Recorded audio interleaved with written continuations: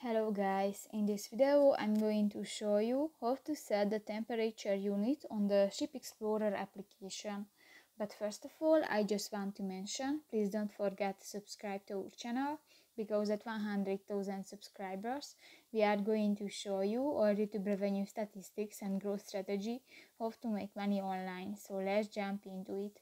First of all, open the application on your device.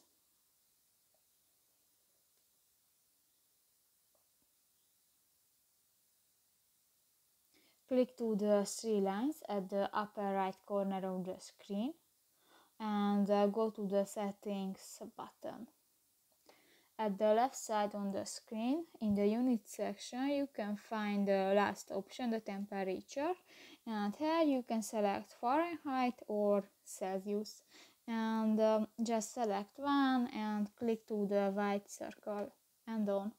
So that's pretty much it for this video, guys. See you in the next one. Bye bye.